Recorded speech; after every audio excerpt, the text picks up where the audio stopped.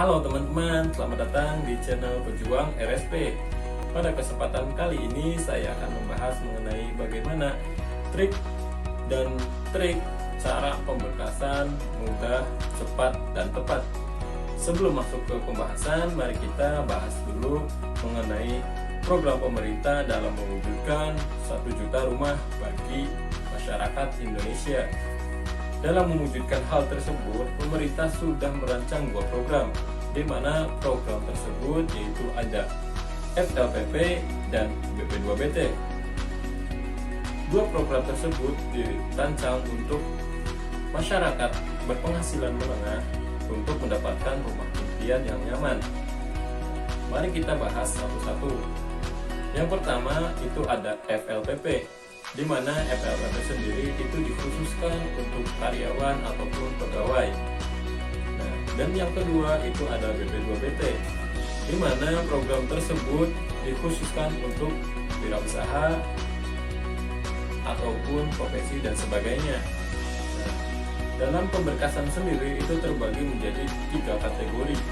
Yang pertama kategori data diri, kemudian yang kedua itu ada data kategori pekerjaan, dan yang ketiga itu ada data kategori program pemerintah FLPP atau BP2BT.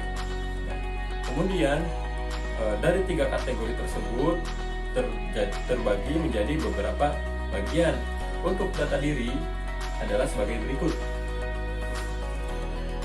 Kalian dapat melihat untuk data sendiri itu terbagi menjadi pas foto, KTP pemohon ataupun pasangan jika sudah menikah, terus kemudian ada NPWP, BPJS, kartu keluarga, buku nikah jika sudah menikah, ataupun bila belum menikah itu melampirkan surat keterangan belum menikah.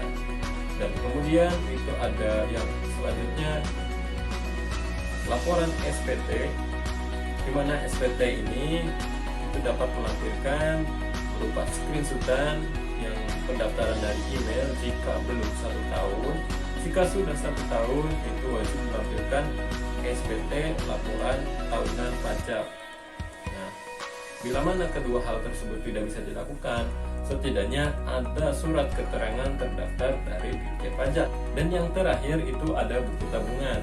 Buku tabungan sendiri fungsinya adalah opsional, di mana saat pengajuan KPR itu dapat dilakukan setelah ada hasil SP3K. Namun biasanya dari perusahaan kami itu merekomendasikan di awal, sehingga ketika saat ada hasil SP3K keluar kita tidak repot untuk membuat buku tabungan. Nah, dari 7 poin tersebut merupakan mengkelompokkan diri di data diri. Hal tersebut itu dapat kalian minta foto dari konsumennya untuk dikirimkan berupa file, sehingga pihak data collect dapat mengeprint atau mencetak data di kantor tanpa harus menemui konsumen secara langsung. Yang kedua, kategori kedua itu ada data pekerjaan.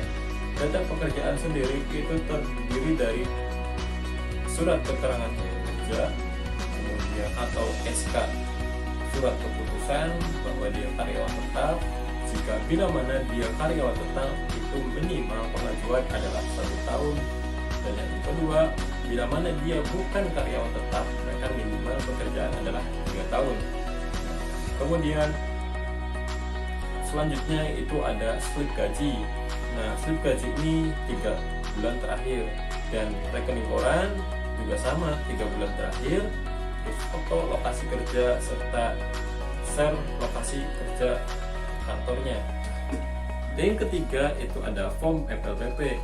Form FLPP biasanya sudah disediakan oleh bank terkait, sehingga pihak developer ataupun konsumen tinggal mengambil form tersebut dan melengkapinya. Dari ketiga kategori tersebut, yang dapat diproses oleh bank itu ada 2, data diri dan data pekerjaan. Ketika 2 kategori ini sudah lengkap, itu bisa proses bank terlebih dahulu. Namun ketika sudah keluar hasil SP3K POM FPPP diwajibkan untuk